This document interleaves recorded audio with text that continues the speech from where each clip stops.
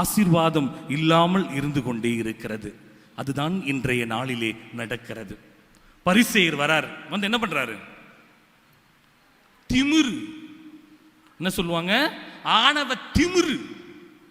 நான் அவனை போல இல்லை, இது போல இல்லை. அவனுடைய டைலாக்லாம் பாருங்களேன் எப்படி.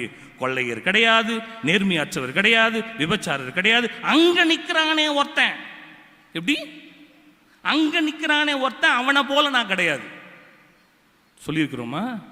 இந்த பரிசேயனுடைய மனநிலையில் தான் நாம் இருந்து கொண்டிருக்கின்றோம். அதைத்தான் அழகாக சொல்கிறார்கள் புனித ஜான் ஆஃப் த கிராஸ் அவர்கள். மிக அழகாக சொல்கிறார், 3 வகையான பாவம்: ஆன்மீக பாவம், ஆன்மீக அகந்தை, ஆன்மீக பொறாமை. அதென்ன ஆன்மீக பாவம் அப்படின்னு? என்னங்க ஆன்மீக பாவம்? ஆன்மீகனாவே நல்லது, சோஃபியம்மா அப்படிதானே? அதென்ன ஆன்மீக பாவம்? எல்லாத்தையும் பண்ணிட்டு பாவ சங்கீதம் தான் இருக்கே. சில பேர்லாம் 2 நாளைக்கு, ஆண்டவர் இயேசுவே நான் பாவியாக இருக்கிறேன், 2 நாட்களுக்கு முன்பதாக தான் பாவம் செய்தேன், நான் அடி பாவி திரும்பி வந்துட்டியா நீ? மாத்தவே மாத்தாத லிஸ்ட், சேம் லிஸ்ட். அப்ப என்ன தெரியுமா அவன் மனசுக்குள்ள இருக்குல்ல, போய்ச்சிருவோம் பொய்ய இருக்குல்ல, அது என்ன கழுவி விடுற இடமா? அட்வான்டேஜ் எடுத்துக்கிறது. இதுதான் கடவுள் சொல்றாரு ஆன்மீக பாவம். 2வது ஆன்மீக அகந்தை. என்னங்க அது ஆன்மீக அகந்தை?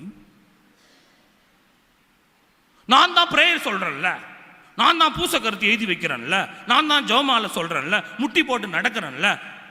திமிரு. நான் நல்லா இருப்பேன். வாழ்க்கையிலே செய்ய வேண்டிய நல்ல காரியங்களை எல்லாம் செய்வது கிடையாது. சில தவ முயற்சிகளை மட்டும் செய்துவிட்டு கறி சாப்பிடாம இருக்கிறல்ல, அவன் இல்லைல்ல. அப்படி அல்ல. இதுதான் ஆன்மீக அகந்தை. அதனால தான் ஆசீர்வாதம் இல்லை. 3வது ஆன்மீக போராமை.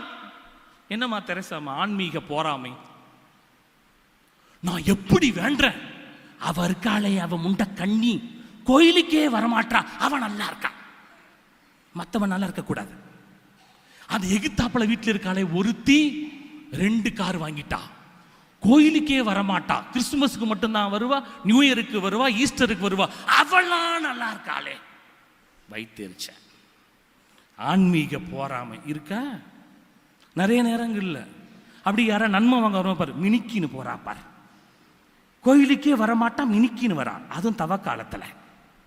அவன் மினுக்கின்னு வந்தா என்ன, மினுக்காம வந்தா என்ன? ஆன்மீக அகந்தை. ஏன்னா நான் ஜபிக்கிறேன்ல,